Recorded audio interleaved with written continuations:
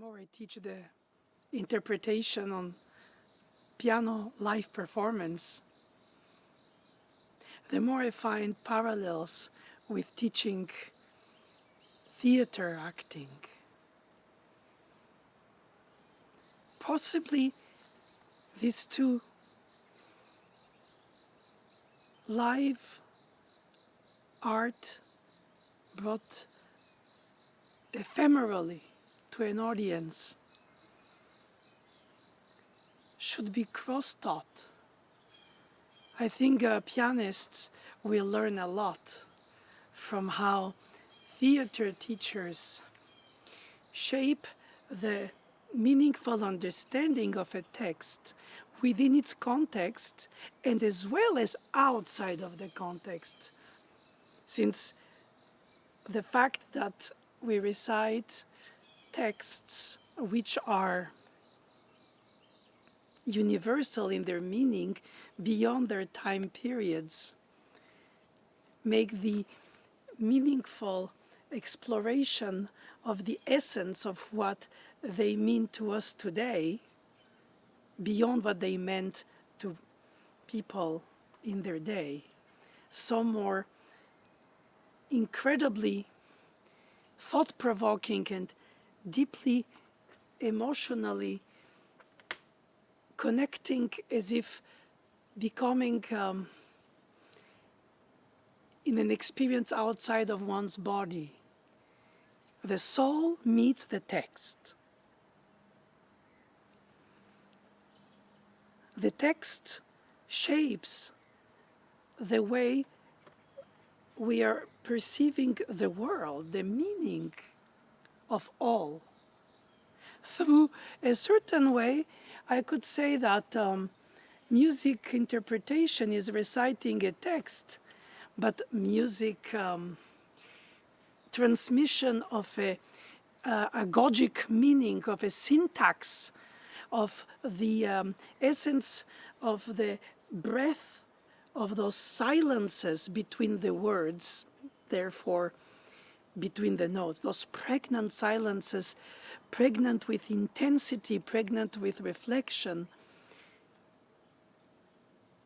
There is no rhythmic indication in the theater texts how to space them, though some sections of the texts there are indications, especially when you have a aparté, when you think by yourself and you speak to the audience as the author, or at least as the actor representing the character who is introspectively thinking.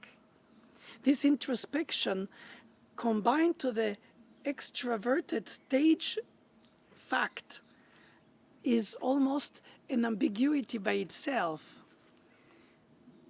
It's like creating an intimacy with an audience of people you don't know, who came to reflect upon a text which they know or they discover.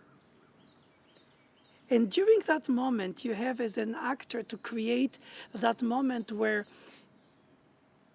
you're in communion with them. You captivate their attention by the way you pace the text, by the way you mention the text, you breathe the text, you air the text, or you intensify the text, where you find that the punctuation, the choice of a specific word is beyond even music to the ear. It becomes almost a weapon to reach the goal that touches the soul's own imagination, own wound, on carrying the depth of all our humanity through an universal text, even therefore if embedded in its own specific time.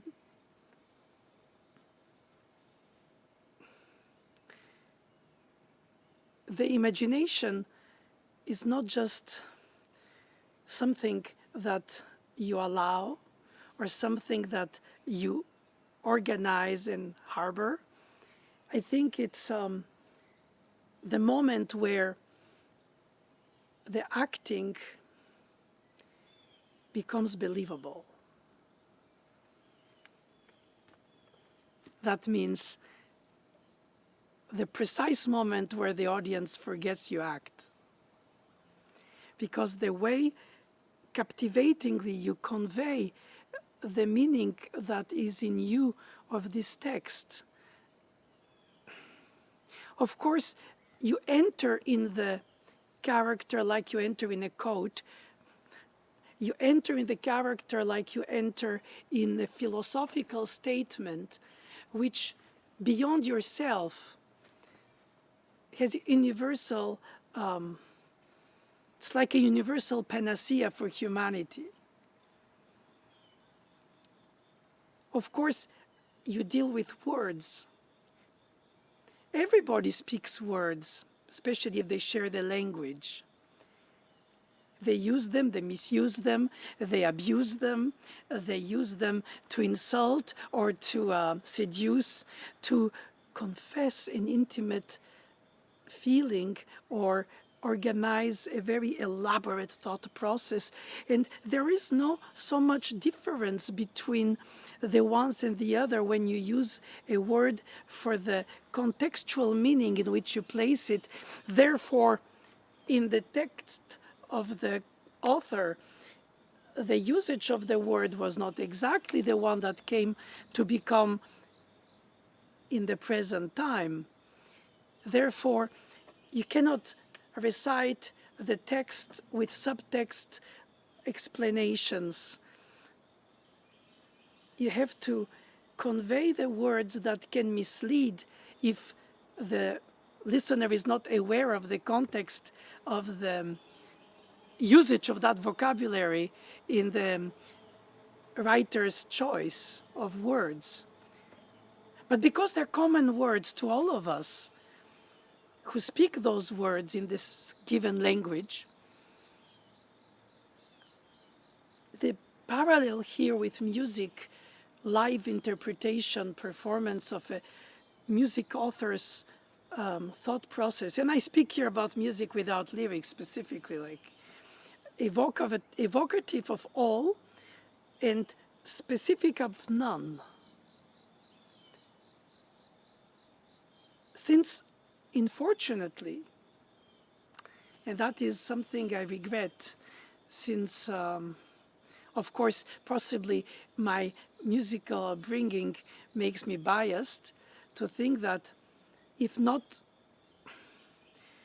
why do all children learn in first grade to read and write? Obviously, we know why. But not necessarily to become a writer, though it's not excluded. If ever music as a grammar, as a syntax, as a language, as a decoding of signs on a paper, a language, conveying thoughts, a language, conveying concepts, a language, could be taught at the same moment, at the same time, when the fresh neurons in children can absorb so many words of a vocabulary, so many aspects of an analytical understanding of the synonymous meanings of the words, the antonyms, everything. The plethora of capacity to understand, misunderstand, or understand other levels of the meaning of the words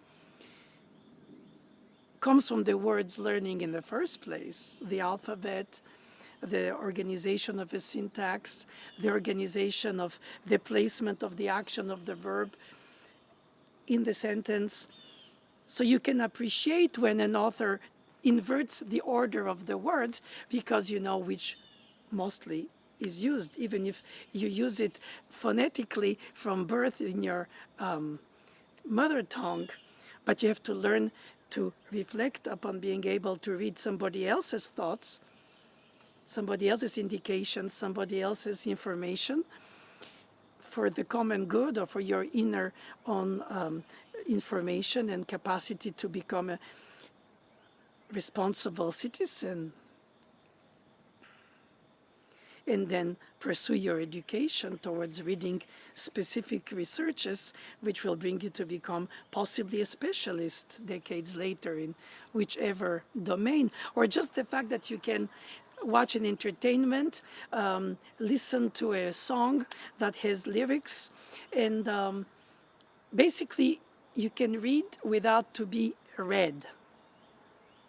And if music was taught at that moment as a language, then you could, but you would not need a musician to play you the music, to sing you the music, to express you the music, to bring alive the signs on the paper. Therefore, when you attend a concert of music, whichever genre as a matter of fact, you have a more exercised ear. You have a more exercised capacity to, even without attending a concert, reading a score of music, perhaps not the most complex orchestral score or with clefs that you haven't learned, because these are possibilities to estrange you from it, but the most basic, let's say, treble and bass clef, like pianists do. If you open a sonata by some composer and you look at the score, you should be able to hear it in your head, unadulterated by somebody's interpretation of it. And then you can compare it to the interpretation of this and those who played, because the music notes would be communal to all from the reading, not from the hearing. Just like you can read a theater play without having seen it played, and inevitably you build up a world of imagination, how you become your own stage manager, your own stage director, your own set maker. You don't need. But when you do, you really appreciate the way they pace, the stents, the way the actors diffuse, display, interrupt the silences eloquently and with a spontaneity which is inevitably artificial, since it's not their own words, but by repeating them and retelling them and injecting them with breath, with movement, with distance, with eventually fast pacing of the body, whatever it calls or it doesn't, regardless, you bring alive letters, signs on paper. And the fact that the audience can read them independently of your playing makes a big difference for the actor versus the musician, because inevitably the people don't, in their vast majority, don't read the piece of music from the signs of the paper independently of your acting or playing or presenting or bringing to life in your own possibility, sensitivity, technique, capacity of understanding. So do you really bring the universality of the message? Do you only through the funnel of your understanding belittle it? Or perhaps because it is through yourself, the unit, the person, that it's universal, because the emotion that you transmit, the thought process that you project, the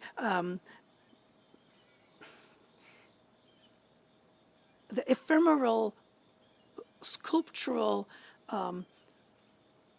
elements that you develop across the audience from what you read or heard from the text yourself as a trained musician, and then you translate it to the audience.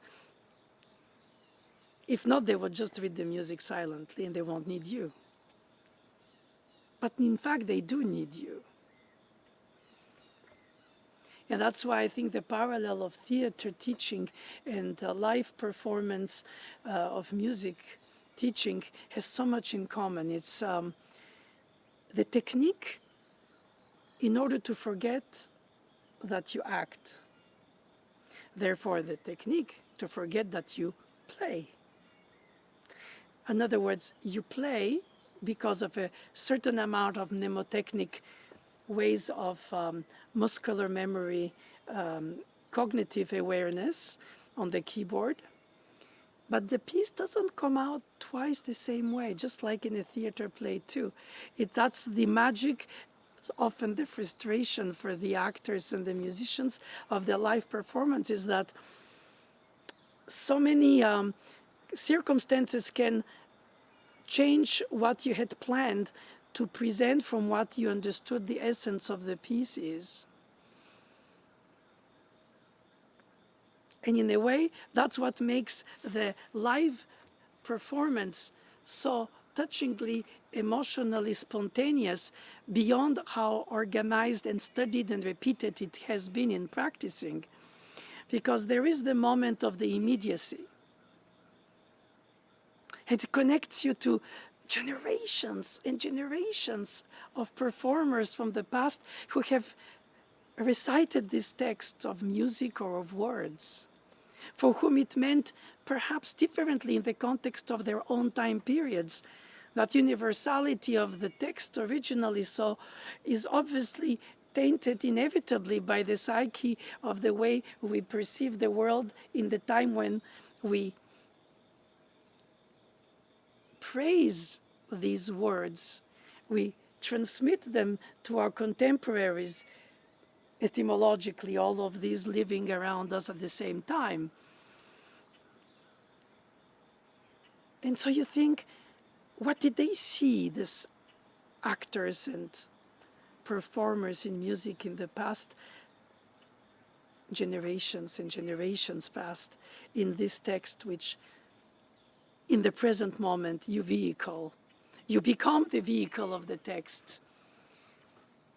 Did they see more? Did they say a different dimension that escapes to us or to me individually, not per se to all people who would be involved in the same text, in the same music text, in the same conveying of a deep expression of the pacing of the soul, the pulsing of the heart, the intellect and the emotion in conjunction or in contradiction. And it's embodied by the individual voice. Of course, then inevitably the individual voice is also the result of a style of performance of the time.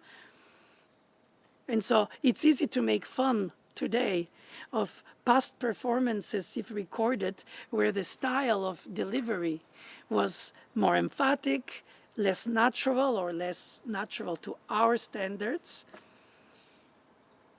But then you have to think of the audiences of their own time who must have found this incredibly inspirational.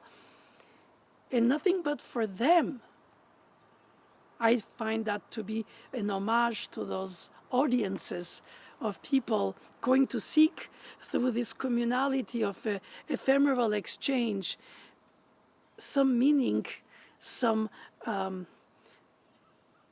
inspiration to go beyond one's own individual shortcomings, which often are depicted in the character's expression in any of the plays.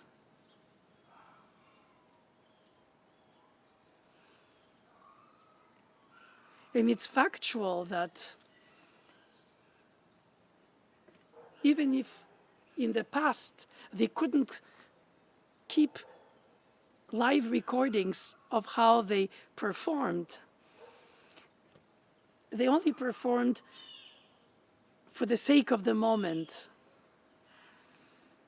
I often think, what would Beethoven say if asked what will people play 200 and more years after him in terms of repertoire for piano?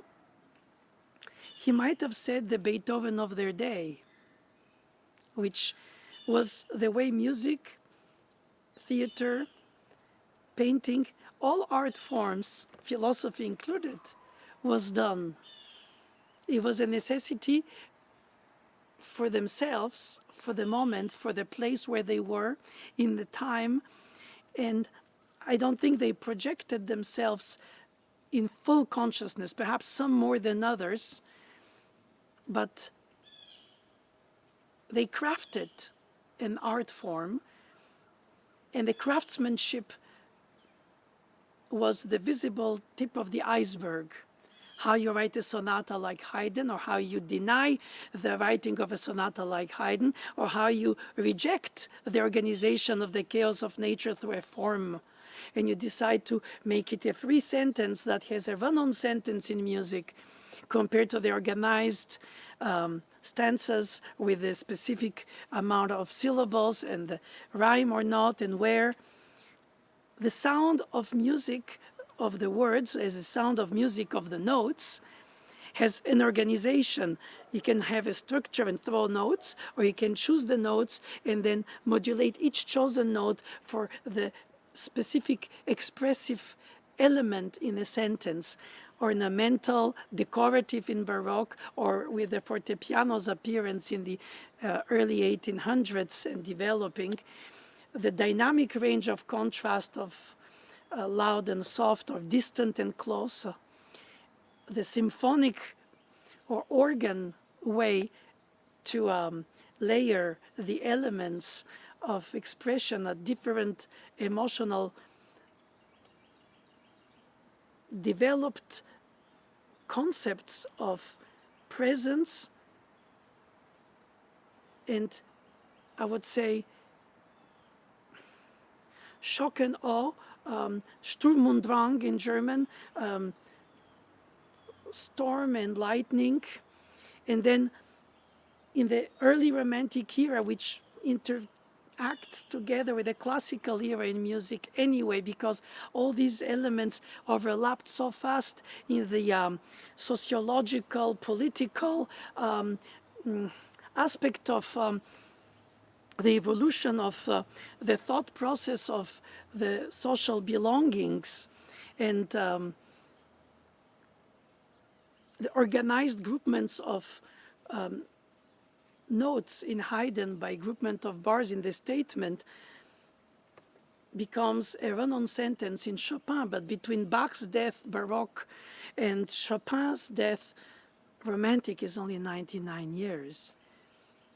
So you cannot sandwich inside in music Haydn, Beethoven, Mozart, Schubert, because in a way, each of all of these names composed music that was not meant or intended to be more this, less that.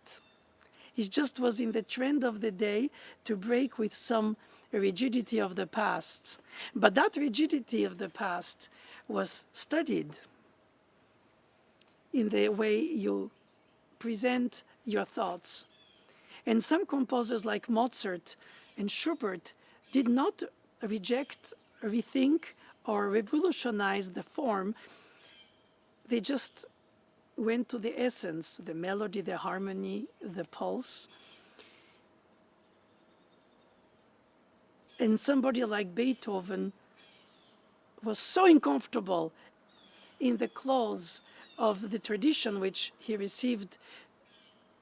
Again, this craftsmanship, this education, all this was very succinct given the brief time they were alive. So they went to the essence, which was immediacy.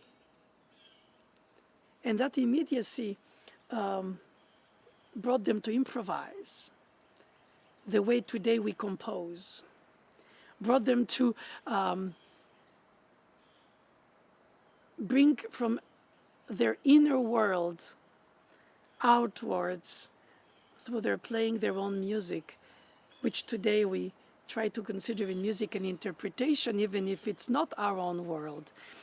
The fact is that there was no interpretation when Chopin played his music as a question, as a subject. When Mozart played his music, nobody questioned if Mozart played well his own music, corresponding to his own music. This only started in the 20th century when reviewers in America during the 20th tour of Ravel wrote how unfortunate that Mr. Ravel plays his own music, because obviously he was not practicing or in any case an elaborate pianist for the complexity and elaborate writing which he so inspirationally wrote for the piano. So then of course you have performers who don't compose, or composer performance who see in the piece of another composer more than only the guidelines of the text on the score with the indications of words about the meaning or the feeling. Because you can think outside of the text, outside of the box, while rendering it more specifically towards what it meant in the box. It would be too simple to say, oh, those take freedoms with the text and those are respectful to the text. You could say, yes, Mozart and Schubert didn't innovate the form of musical composition of their time and, let's say, towards the future, but somebody like Chopin neither. At least, yes, with the sonata and the cyclical form in one movement and all these things. Was it a necessity for Chopin to do? No. Could have he done it later, or Schubert or Mozart if they were older? Who is to know? But this is another speculation. I'm trying to think about the fact that the geniuses who wrote texts that mean to us through words or through sounds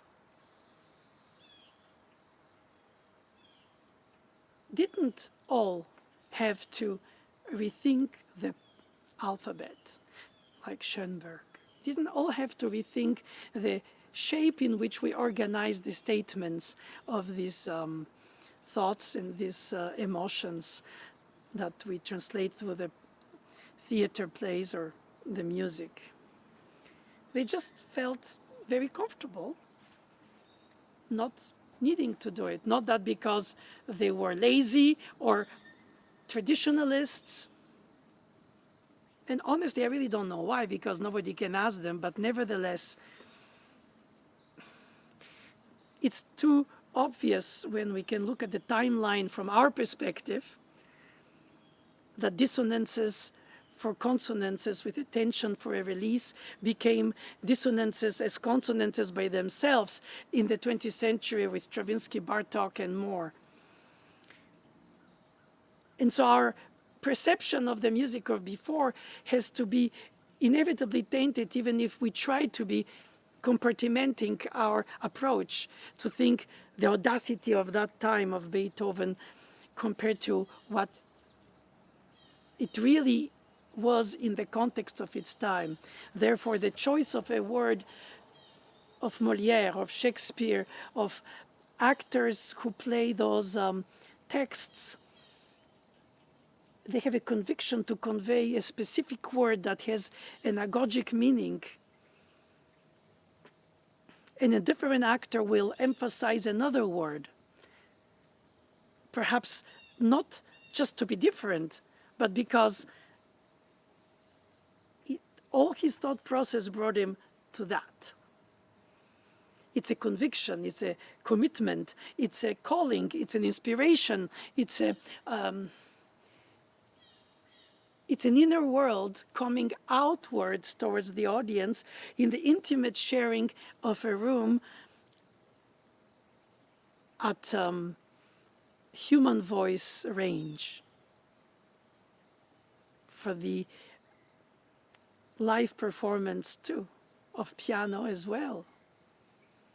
And why I mention piano is because if you play a solo recital on piano, you don't just play through the instrument, the repertoire of the instrument.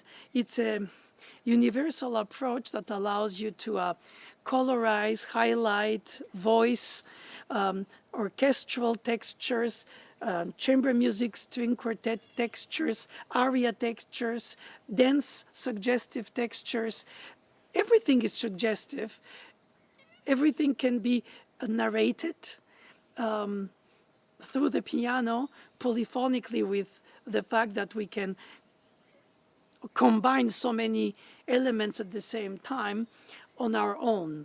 It's the great advantage and the great weakness of the solo pianist. First of all, the practicing is dreadfully repetitive and lonely, and the two together discourage many. And the other is that if we are going to be able to translate a given sonata for piano, for instance, we have to have been immersed in our psyche and hearing in the symphonies, in the ballets, in the operas of the composers and their contemporaries when this music was written. Therefore, we should also be taking the time, but that is the extra effort of the humanities, of what theater plays were written, what paintings were painted, what philosophers thought or changed minds compared to how people thought before, what scientists discovered or struggled to discover, what was the mindset of the people who attended a concert or a theater play in their own lives, and how that related with the universality of that language that goes through the piece. In other words, immerse yourself in the context of the time and the place.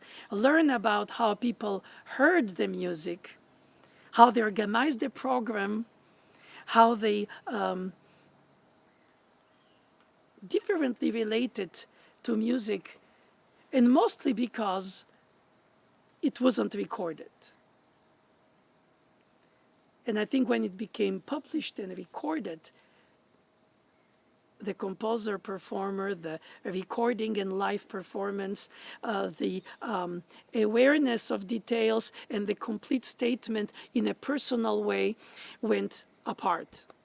Because as soon as you can re-record until you reach specifically what you think by technique or other circumstances you have been missing, or lack of technique or not enough technique, this live performance englobes the weaknesses as well, but the moment of exchange is so intense that that disappears. It's no more a factor. But when you hear again and again a recorded material of a text or of a music, only the details start emerging, because the narrative storytelling is so obvious that once you've heard it, you start hearing for the details. Appreciate or contrastingly criticize, but you didn't obviously notice them in the performance. And that creates then a capacity to have an interpretation on top of the piece itself. But again, since everybody doesn't read notes, it's the last who spoke who has right to say it the way he does or she does. But if you can have your own opinion, then you can put it in perspective and say, oh, I like rather this tempo, I like rather this amount of improvisation in the interpretation or not, this amount of freedom with the pulse in the rubato, too much, not enough. But then again, all these sense trends, and these set trends are part of the daily emotional immediacy that evaporates ephemerally as soon as done. And it has to be rebuilt from scratch, which is good, because in a way it gives you the chance not only to correct a detail, but to bring out the whole together. The actor in the theater doesn't just recite, they also act. But the acting is supposed to be the reflection through the stage director's vision of sort of visualizing the inner world of the character's expression or the character's statements. And in music, the solo pianist conveys so many things because they happen at the same time. Contrapuntic, especially when you have this layered voicing combined with the philosophical statement of the piece, it comes always to a student the question, what am I supposed to bring out in this section? And you have to answer very often, as I do, as a philosopher, what do you hear? What do you think? What do you reflect from reading this text? Of course, the reading of the text gives us indication in music, but it doesn't give us prioritizing and how to prioritize through texture with a capacity of legato, air legato, non-legato, wet staccato, dry staccato, or combination of the different subphrases in a direction of the line's arrival point, with breathing within, with a pedal that allows to hold the harmony, but then doesn't allow to breathe the text if there is a rest in between the notes which connect towards a statement that is not all legato. In other words, it's inevitable that acoustics of the resonance in a room in music matter, the pedal choices of the pianist matter, even if of course they allow them this symphonic approach of holding more things than the two hands can play at the same time. But to organize your thoughts, to develop a capacity to display the text, ultimately all these complexities of the plethora of elements that you can highlight differently in the performance on the piano, from your point of view or from the unexpected moment that happened, if the action of the piano is different than what you're used to, heavier, lighter, according to the acoustic, the tempo, the pace, even by few nudges of the metronome marking, can change the whole phrase structure and purpose, and you have to breathe in the middle of a sentence regardless that it's not physiological but musical breathing, and all of a sudden the piece reveals itself almost besides your or lack of control of it. And that's the beauty of it, not to want to too much control it. Yes, in practicing and rehearsing and organizing, and like they do for theater plays too, they place all the things in, they organize safeguards. They organize where not to go too far. But the moment you start performing the text, you enter in the character, the text itself carries you. You don't have to specifically carve the words or specifically shape the notes, because that artificiality is inevitably obvious. It has to be done in a way that you let the music itself, like when you float on the water, you espouse the waves. You let the music itself, its modulations, its colorizations, its choice of specific repeated or melodic or step or notion or of notes or even leaps, and take all this in account, not by the detail as when you re-record, but for the syntactic meaning that you want to convey through it. And if you're impeached by stage fright, emotion, a piano that doesn't respond like you expect or you practiced, don't try to play like you practiced.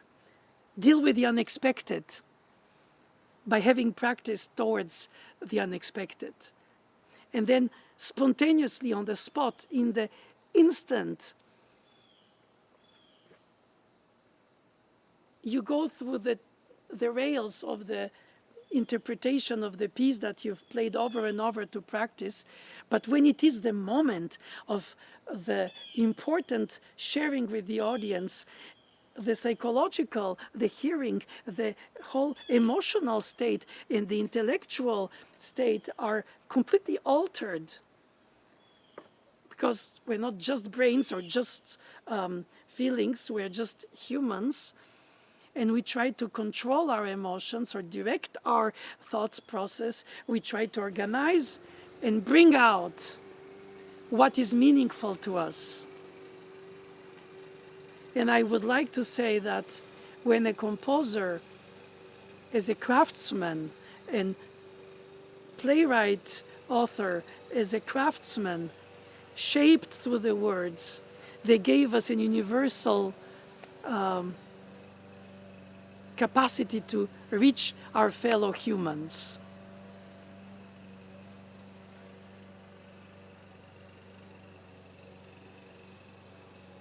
Acting life or life acting.